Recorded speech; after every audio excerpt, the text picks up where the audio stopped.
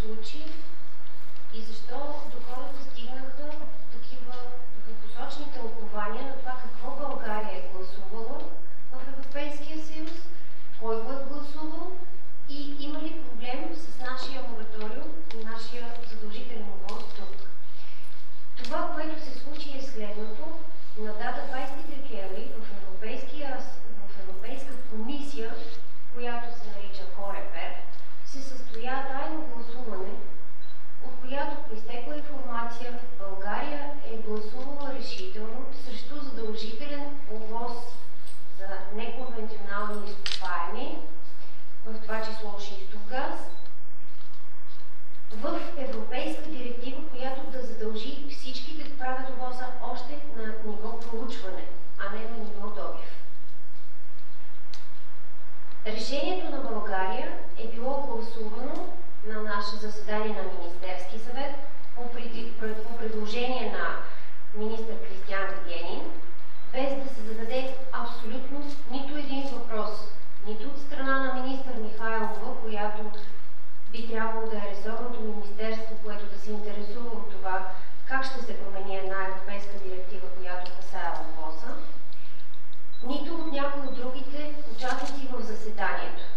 В стенограмата на Министерски съвет е отразено единствено и само това, че предложението на министър Вигенин е гласувано и прието. Не е ясно кой, с колко гласа, как. И това нещо е обнародвано в Държавен вестник, но самият текст на предложението, естествено, още тук липсва. Той трябва да бъде получен по Закона за достъп до обществена информация, който, както всички знаете, отнема време. В резултат на нашето гласуване оттатък се прекратява една процедура, която беше започната преди 2 години, когато бяха започнати движенията в Европейския съюз срещу фракинга и тогава Европейския парламент беше принуден да започне процедура по общи европейски регулации. Тази процедура мина през различни комисии, мина през гласуване в Европарламента, където нашите евродепутати бяха гласували относително приемливо с дребни изключения и гласуваха за този задължителен ОВОС. Тази процедура не касае забрана. Тя касае единствено и само безопасна регулация. ОВОСа представлява оценка за въздействие върху околната среда и компаниите се мъчат по всякакъв начин да избегнат правенето на тази оценка. Тази оценка всъщност се прави за всяко място конкретно и доказва, това е единствения начин, който за сега съществува, по който компанията би могла да докаже на местното правителство и местните общности, че това, което смята да извърши, ще бъде безопасно, както и дава възможност на местните общности да вземат участие в самия дебат. Какъв е проблема с нашето гласуване в Европейския съюз? Той не касае нашия мораториум, който ние си имаме, не касае и нашия задължителен ОВОС на ниво проучване, който нашите депутати гласуваха още по времето на големите протести срещу шистовия газ у нас. Ние продължаваме да си имаме ОВОС още на ниво проучване, продължаваме да си имаме мораториум върху технологията фракинг, обаче България вече загуби възможността да бъде страна в трансгранични проблеми, каквито имаме в момента с Румъния. Румъния е дала разрешителни, които се намират по нашата граница, върху добре известната ни зона, която е вододайна, единствена и най-голяма и обща с Румъния, Ман-Валанж. Оттатък е дала права и разрешение на Шеврон да проучва. Те са в непосредствена близост и с Вранча, земетръсната зона, и с Шабленския разлом. Тоест, държавата ни е заплашена по няколко параграфа. От много време настоявахме Министерство на околната среда и водите и Външно министерство да използват дори и към момента подписаните общи конвенции между България и Румъния с цел България да стане страна и да принуди Румъния да не работи в зоните, които заплашват и нашата природа, за съжаление безуспешно. А този акт на гласуване, последния, показа, че България е склонна да отстъпи пред лобирането на Англия, на Полша, на Румъния и да погази собствения си интерес. Сега ще дам думата на Весела Костова, която е от нашата гражданска инициатива, която ще ви обясни какво се случва в Румъния в момента.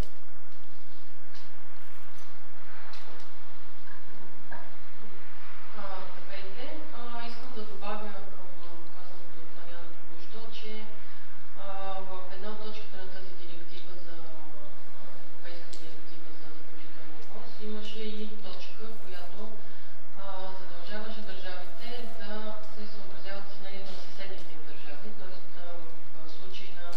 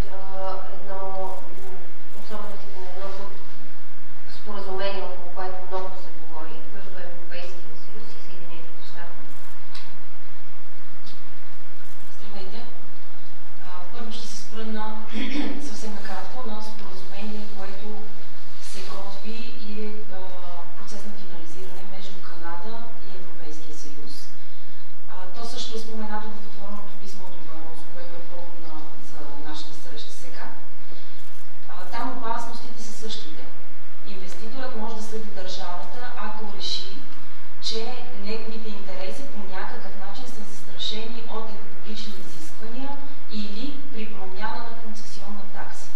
Това директно ще окаже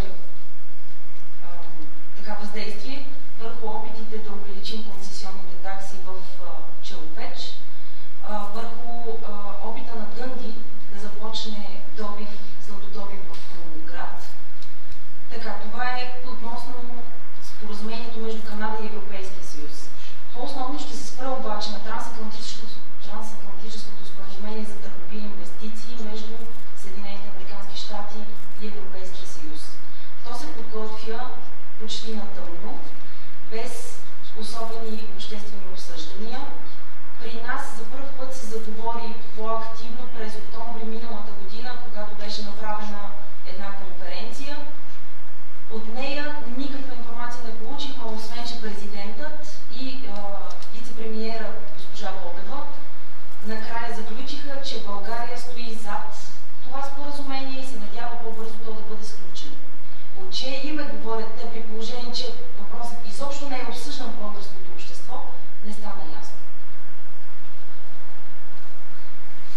За нежеланието на преговарящите от двете страни на Атлантика да направят плановете си публично достояние, говори факта, че нито в европейските, нито в американските медии клаузите се обсъждат широко.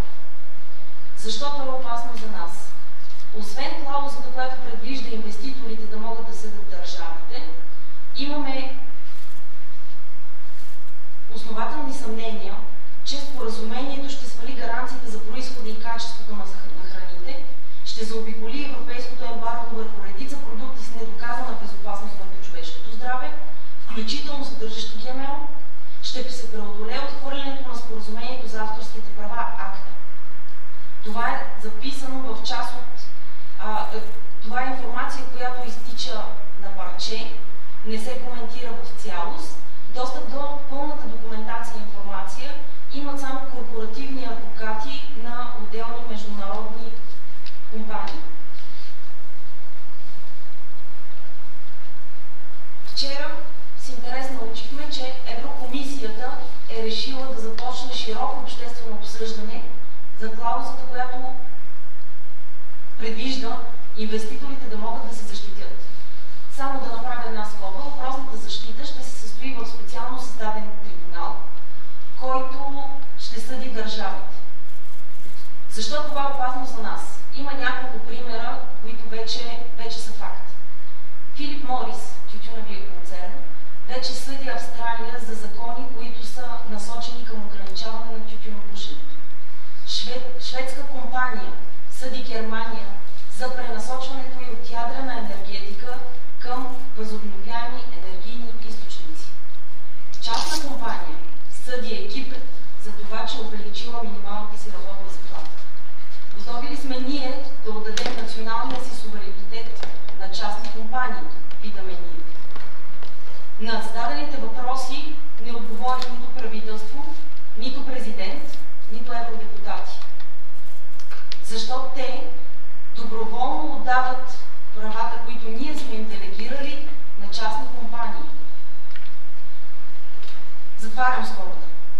По отношение на предвиденото обсъждане от Европейската комисия, информацията, която беше дадена е, че в началото на март ще бъде публикуван проекта за обсъждане на инвестиционната защита.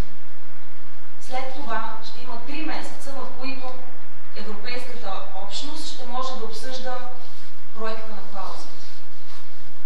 Този срок изтича юни месец, тъкмо когато вече са минали европейските избори. Питаме се ние, не е ли това опит да се замъгли обсъждането, да спре натиска върху кандидатите за Европарламента и накрая, когато вече изборите са минали, да разберем, че играта е приключила без нашето участие. Между другото, в същото съобщение се казва, че преговорите няма да се удължат и те ще продължат да текат по същия график, независимо от 3-месечното обсъждане. Какво ни казва Еврокомисията с това? Ние ще си поговорим с вас, но междувременно продължаваме да си говорим с корпоративните адвокати. Тоест, ние ви залъгваме, че ще ви чуем. За нас това означава, че еврокрацията е поставена в услуга на едрия бизнес и е започнала блицкриг, светкавична война срещу европейските граждани и въобще не се интересува какво те мислят относно нейните намерения. Ние ще продължаваме да задаваме нашите въпроси независимо от проформа обсъждането, което беше обявено вчера. Благодаря. Като заключение, искам да добавя следното. В резултат от всички действия, които са на много организации в Европейския съюз, ние сме подготвили това отворено писмо, което и вие получите, като подкрепилите го, списъка с подкрепилите го се намира на адреса, който получихте на мейл с поканата, защото той непрекъснато се разраства. Към момента има над 380 организации, граждански организации в Европа, които подкрепят отвореното писмо, в което основното, което се иска е, че искаме първо да се върне задължителния ОВОС на неконвенционалните горива да се върне. Искаме да Европейския парламент да покаже загриженост за своите граждани и за мнението им. Искаме освен всичко друго да избегнем точно тези изключителни влияния на корпорациите върху икономическите, върху социалните, върху политическия живот в различните държави и точно това отдаване на върховенството на компаниите, те да взимат решения и да могат да стоят дори над локалните закони, защото точно това се предвижда в това споразумение. Искам да развенчая и един мит, който слушахме в медиите и излезе от устата на госпожа Михайлова. Не е вярно, че България е подкрепила общо решение на всички европейски държави, гласувайки срещу ОВОС. Държавите, които са гласували срещу ОВОС-а, са само Англия, Полша, Унгария, Чехословакия, Словакия, Румъния и България. Това са държавите, които са гласували срещу.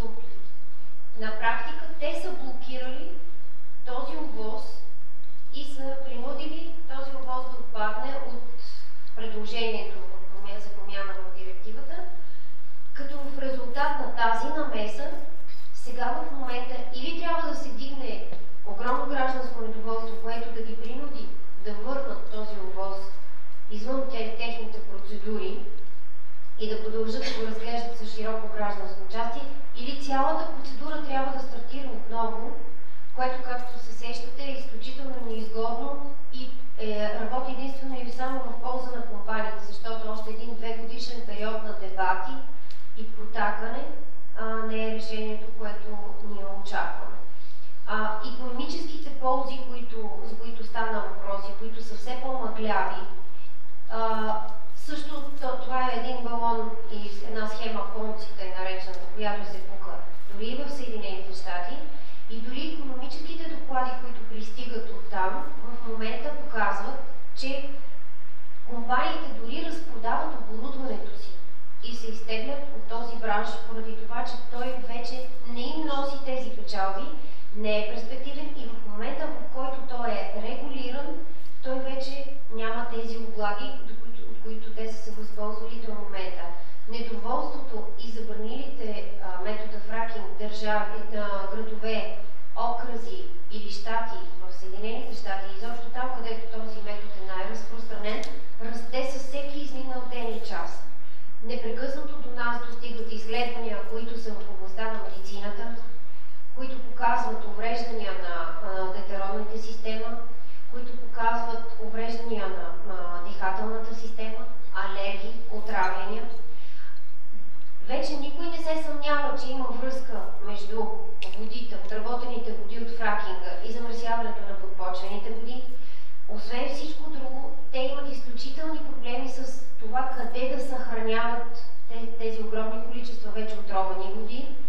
И сега използваха буриите, които бяха, и заледяванията, които бяха в щатите, за да карат да обясняват на хората как ще разледяват с тях улиците.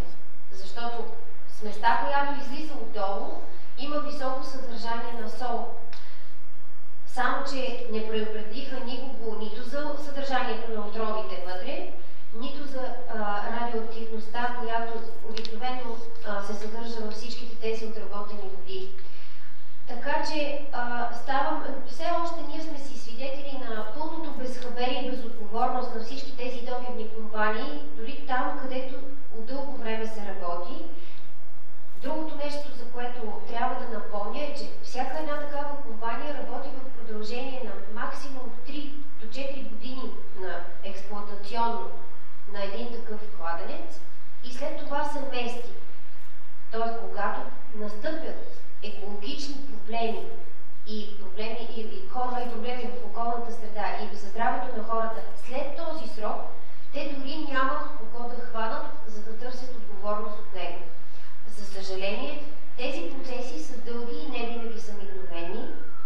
И тук искам да напомня следното нещо, че когато става въпрос за фракинг, отдолу под земята, завинаги остават между 50 и 70% от цялата тази вода комбинирана с отрови, а там, където се отлагат завинаги, имаме около 200 градуса естествена температура и около 400 бара налягане. При една новообразувана пукнатинна система, единственият път на всичките тези отрови е нагоре към повърхността. Затова въпросът е не дали настъпва отравяне, а кога. Защото то зависи вече от геоложките пластове по пътя, но е просто въпрос на време. Благодаря ви, очаквам вашите въпроси. Здравейте, казвам се Деница Райкова от сайта актуално.com. Не съм човек, който оригинално следи темата, надявам се да ви проуча некомпетентна по нещата, но да ви попитам какви са вашите очаквания за този компромисен текст, който Европейската комисия трябва да излезе до датата 14 февруари, като само вже споменахте. И също така споменахте, че принцип оригинално сте обмислили днес да направите протест, обмисляте и бъдеще протестни действия във връзка с тези неща. Благодаря ви. Значи аз ще ви отговоря. Информацията, както до нас изтече информация за гласуването, което е тайно в този корепер, по същия начин изтече информация и за това какво драфта на този драфт, който подготвят. Така че ние имаме документа, може да се види. Това, което отпада естествено, е точно този задължителен ОВОз, както и всякакви други дребни и смягчаващи детайли, които естествено улесняват работата на добивните компании и позволяват да заобикалят законодателството и да не се съобразяват с него. Реално това, което беше най-важното и щеше да има най-голяма тежест в целия този проект, беше точно този механизъм, защото за сега друг механизъм за регулиране на действията на тези компании и начин да ги накараме да докажат безопасността на своите действия, освен ОВОз, който е разпространен навсякъде, тази оценка за въздействие върху околната среда, за съжаление друг механизъм не съществува. Така че отпадането на точно тази точка, за съжаление, изключително обезмисля всички действия, които бяха извършени до сега и в двете комисии. Да, подготвяме протест. По всяка вероятност протеста ще е общо европейски. По всяка вероятност ще засегне и проектът, който е TTIP, този трансатлантически проект, който се готви. И сигурно ще бъде по време на следващото заседание на Комисията по околна среда в Европейския парламент, но ще получите известие по имейла и ще ви поканим на него. Дали не пропусна нещо да ме попитате на още нещо? Само още нещо. Представяте този проект в Добруджа за добиване на газ от въглища, за който споменахте, всъщност по него има ли някакви започнали действия или все още е само... Да, има. Значи това е проект, който е на Овергаз. Това, което е започнало там, е сеизмичните проби. Компанията Овергаз беше извършила нарушения, за които ние сигнализирахме медиите още миналото лято, защото беше влязла в местата на хората, в нивите, с тези тежки вибрационни машини, без тяхно разрешение и дори при изключителното им несъгласие, което беше декларирано пред кметовете на местните общини. Кметове на са в района на сеизмологията, ни се обадиха, бяха принудени да гонят с джипки нарушителите по нивите. Другото нещо, което бяха направили, самата компания има разрешително за провеждане на 2D сеизмологично проучване, което значи, че това, което може да прави, единствено да вкара вибрационната техника отгоре на площа и да сложи едни кабели с датчици и да мери по този начин. Това, което пък ние заловихме, е, че тя прави 3D сеизмологично проучване, което включва и плитки сондажи, които плитки сондажи също се ползват за засичане за контуряване на този участък. Тези плитки сондажи бяха извършени без разрешение, бяха оставени на купчини в нивите на хората, бяха оставени едни купчини от самото пробиване, които бяха заляти с промирна течност. При извършена проверка по наш сигнал от МОСВ, компанията беше пристигнала дори преди проверяващата от МОСВ, за да вземе проби, да се види какъв е разлива, защото се виждаше, че има някакъв химикал, с който е залят с залетите купчените пръст. Там компанията беше пристигнала, беше започнала да изгребва замърсените участъци, при положение, че това също е нарушение на договора, защото там тя трябва да има сключен договор с друга компания, която отговаря за обеззаразяване на мястото. Тя трябваше да дойде, да знае, тази компания има специални сертификати, която да каже колко от мястото ще се изгребва ли, трябва ли да се неутрализира по някакъв начин този химикал, който са разляли. На нашите въпроси, къде ще отиде тази заразена пръст, която работниците нахвърляха в някакво камионче, отговорът беше, че ще я закарат в Румъния, защото компанията, която отговаряла за обеззаразяването, била румънска, на което искам предварително да ви кажа, че това е технологично невъзможно да бъде направено и осъществено. И ние затова питахме Румъния, съседното Дерели се нарича. Никой няма да разреши камион с земя, без значение каква, без документи, да мине нашата граница с Румъния. Независимо, че границите са отворени, товарите все пак са обект на контрол. Най-лошото е, че там са се опитали да вземат финансиране по европейски проект и се опитват да заобиколят просто се опитват да заблудят хората, че технологията, която ще ползват, не е от вида фракинг. Тази технология е същата. Невъзможно е да се експлоатира. Затова тези черни въглища България знае много отдавна за тях и те не са пипани точно, защото са потопени в вододайната зона, без значение дали ще бъдат изгорени, дали ще бъдат с фракинг. Всички химикали и всички технологични операции, които бъдат извършени, те всъщност безпрепятствено ще минат във водата, защото там дори няма никаква преграда. Тези въглища съдържат и сяра, и олов, и тежки метали и си представете за какво става въпрос, ако това нещо мине нагоре. Освен всичко друго в технологията, там се използват пак технология под налягане, отново се използват отровни съединения, отново няма никаква гаранция какво ще се случи след това. И само ще ви кажа, че технологията е експериментална. Тоест, никъде не е правена. Дори на сайта на добивните компании, на асоциацията им, пише, че никъде не се препоръчва такива експерименти за сега са правени само в Китай и никъде не се препоръчва използването на тази технология поради това, че няма достатъчно опит с нея. Представете си ние къде ще я тестваме. В нашите вододайни зони. Други въпроси? Здравейте, Снежана Петрова, канал 3. През 2013 година имаше едно посещение на 10-членна българска делегация в Щатите, представители на БАН, кметовете на Нови Пазар и Добрич, като посещението е било за сметка на Съединените щати.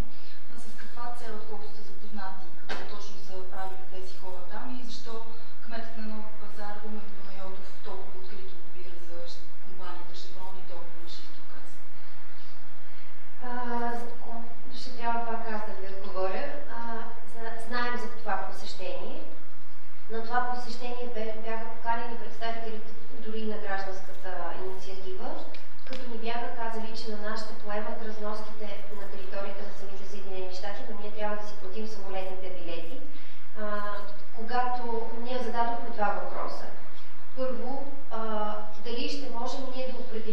маршрута и местата, на които да отидем да наблюдаваме, защото казаха, че ще правят демонстрация на места, на които има сон и има шистов газ и там се практикува фракинг. Казаха ни, че не, маршрута ни е предварително определен и ние не можем да го променим. Което от друга страна, първо гражданската инициатива не разполага със средства, което обезмисли посещението на наш представител от АТК, защото да ви заведат на изложба и да ви покажат нещо, което е предварително се знае, че няма нарушения на него, на нас не ни устройваше при положение, че ние знаехме за безброй места, на които нарушения има. Това беше една от причините, поради която наш представител не отиде. За сметка на това, на всички държавни служители обаче са били поети абсолютно пълните разноски. Тоест, платили са им и самолетните билети, платили са им и командировките там на място. На тях естествено са им показвали места, които са били предварително добре подготвени, те просто служат за шоу. Защо кмета на Нови пазар толкова активно лобира? Оказва се, че неговите собствени парцели се намират в местата, които Шеврон иска да наеме, за да работи там. Затова изведнъж те се прибраха с едни много чудни и прекрасни отзиви за това какво се случва в Съединените щати. Това не беше единствената лобистка проява, за съжаление. Ние станахме свидетели на още един скандал, който беше декември месец на територията на БАН, на който самото посолство на Съединените щати с помощта на един от секретарите на БАН беше организирана конференция, чиято цел беше да покаже на хората, че това е изводите от тази конференция ще са изводи от името на БАН. Нещо, което няма как да стане. На тази конференция аз лично присъствах и станах свидетел на това как служители на Американското посолство гласуваха изводите от конференцията. Хората, които присъстваха от научните среди, им беше обяснено, че те трябва да излязат с изводи, че искат да правим проучване в България, защото нашето законодателство не го позволяло и на база на тяхното предложение да променим нашето законодателство. На моя въпрос, дали те знаят, че в България не са забранени проучвания, а е забранена единствено и само технологията фракинг, се оказа, че половината зала, присъстващите академици, научни работници не знаят и се наложи този технически секретар, който всъщност беше помогнал за организацията на тази пресконференция, да обяснява от микрофона на всички какво всъщност нашето законодателство гласи и какво искат да се промени. На тази конференция присъства немския, мисля, че търговският посланник или техническият посланник на Германия, който скочи и възмутен излезе, защото наистина срещата беше изключително лобистка, изключително едностранчива. Единственият човек, който коментира нещата по-безпристрастно, беше една представителка, която обясняваше как при нас за чистотата на водата в тези региони не е предвидено нито лев инвестиция за пречиствателни станции, а това е районите с вода, която е с най-висока цена в България и е предвидено покачването на тази цена, защото те вадят водата, питейната и за целите тези региони и я вадят с дълбоки сондажи, които са изключително скъпи. Тази вода също нивото изпада и сондажите трябва да се правят по-дълбоки и България не е предвидила нито стотинка за пречистването на тази вода, която освен всичко друго има и други фактори, които я замърсяват допълнително. Ние имаме там и торове и какви ли не неща, които въпреки грижите на хората се просмукват отдолу. Това беше единственият доклад, който беше относително обективен и той не засягаше нищо друго, освен финансовата страна на цената на водата. Да, само още един въпрос. Докъде точно се простират интересите на Съединените щати за добив на шистов газ в България, при положение, че се говореше, че изтеглиха предишния си посланник Джеймс Уорлик, именно това е една от причините, че не е могъл да убеди българите да гласуват за шистов газ.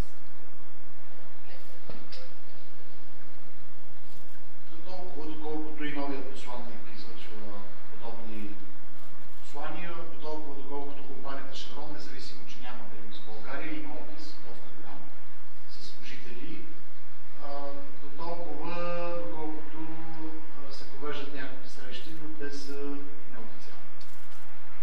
Така че ние можем да гадаем само какви са конкретни намеренията, но можем да подозираме, че не са се доказали, когато говорим за тези компании и когато говорим за застъпничество от страна на официалните представители на Съединените американски щати в България. Повече не мога да кажа, защото действително това са обективните факти, с които разполагам. Знаем за изказвания на новата посланничка в България, така че можем да подозираме, че интересите съществуват, но те не могат да се проявят, тъй като нашата забрана по никакъв начин не позволява действия на тези компании в тази тема. Искам да напомня само две неща. Едното е, че още предишният посланник изрично подчерта дебело, че компания Шеврон не се интересува от наличности на конвенционален газ в България. Когато ние наложихме мораториума, забраната, тогава той каза, че компания Шеврон няма интереси да проучва конвенционални находища. Същото важи и за румънска страна. Естественият стремеж на тази компания е да обхване целият този блок, който е в пограничната зона, който касае, както знаете, Добруджа, Лудогорието и цялото ни Северно Черноморие. Защото водата на всички тези региони идва от тази обща вододайна зона, която имаме с Румъния. Тя е 13 033 квадратни километра от българска страна и още 7 000 квадратни километра от румънска страна. Като прибавим и Вранча, като земетръсна зона и Шабленския разлом, положението там става съгласно текста, който падна от Европейската директива. Тя предвиждаше в тези райони въобще да не се работи. Тези земетръсни зони и тези вододайни на всичките места на прочерпане, повърхностни или подземни, да се забранят за експлоатация. Така че компаниите имат наистина много сериозни интереси в това това. Колежката Ваня Григорова иска да добави нещо. Само да добавя, понеже попитахте за Шеврон изрично. Единствената конференция, чух, че са били две в последствие, за която говорих преди малко през октомври, на финал на която президент и вице-премиер заявиха, че България твърдо подкрепя трансатлантическото споразумение. Едни от основните донори бяха Шеврон и Дънди. Защо? Защото с подписването на трансатлантическо споразумение, което защитава интересите на инвеститорите, те с един куршум решават въпроса за всички пречки пред досега или до шистов газ, до златодобив, ще паднат.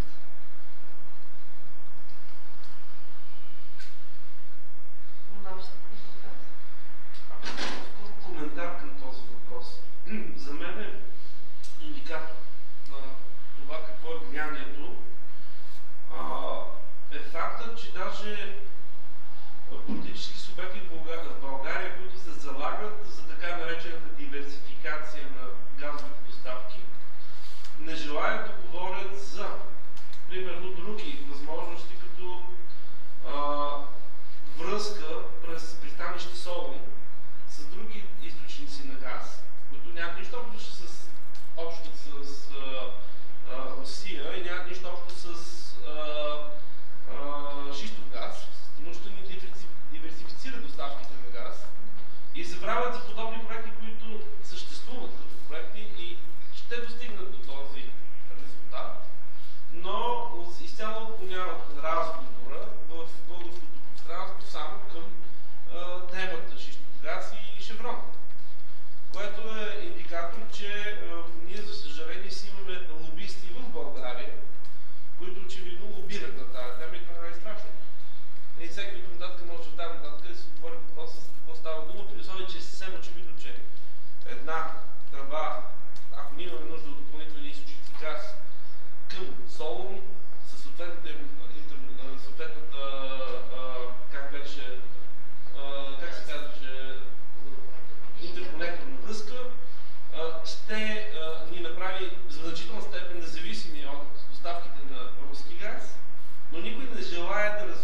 въобще тази тема, включително от най-големите пропагандатори на темата, са нашата зависимост. И това за мен е много страшно. Това е много страшно.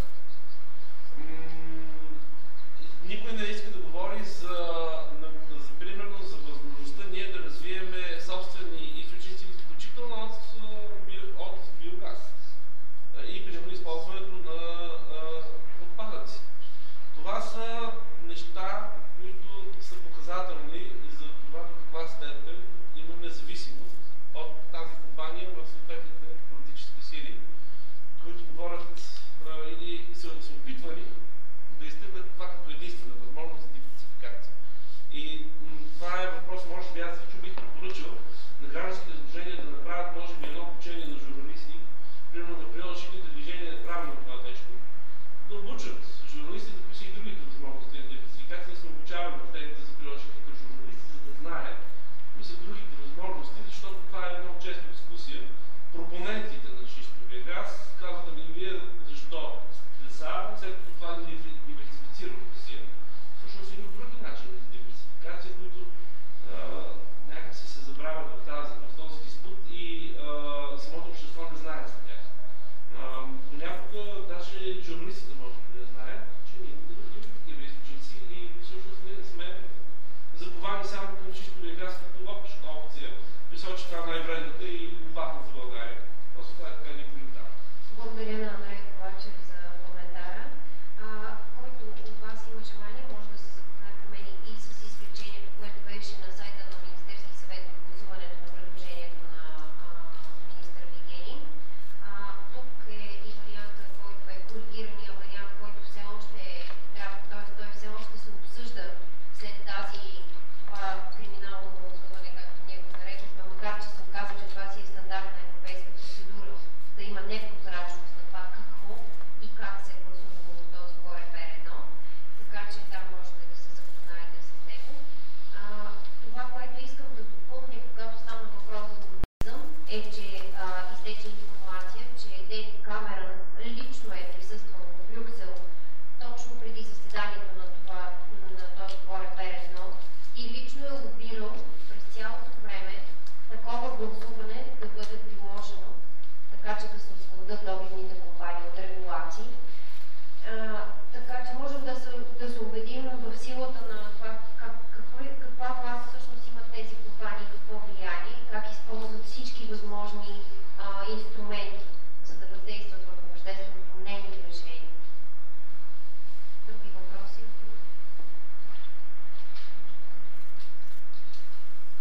Само за да илюстрирам отново каква е връзката на трансатлантическото споразумение с всичко изговорено до момента. И в момента има механизъм, по който компаниите съдят държавите. По този механизъм Европейския съюз всяка година плаща на щатите до $117 милиона за това, че не допуска в рамките на Европейския съюз третирано говеждо месо. Това са наши пари, за които вече сме осъдени и плащаме ежегодно. В тази връзка, освен че Европейската комисия дължи отговори дължи и българското правителство.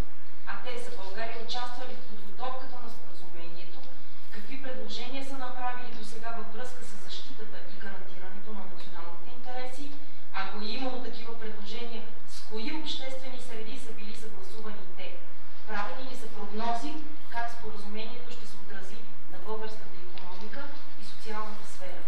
Ние тези отговори ще ги търсим, ще търсим яснота и конкретика, независимо от опита да бъде замъглен дебат. Благодаря. И в заключение мога да кажа само, че това, по което можем да се ориентираме, как това правителство възнамерява да оправи този гаф, който в момента направи с това гласуване, е да помоли медиите да следите внимателно действията, които нашето правителство и в момента може да предприеме спрямо румънска страна, така че да запази вододайната ни зона и общата ни земетръсна зона, която е там, от въздействието на компанията Шеврон, а и не само, а изобщо от всички добивни компании от Африка. Защото България и Румъния са страни по конвенции, по които все още има механизми това нещо да бъде повлияно. това всъщност е индикатора, който ще следим, за да видим какво е мнението на това правителство реално наистина и възнамерява ли то наистина да работи в интерес на България. Благодаря.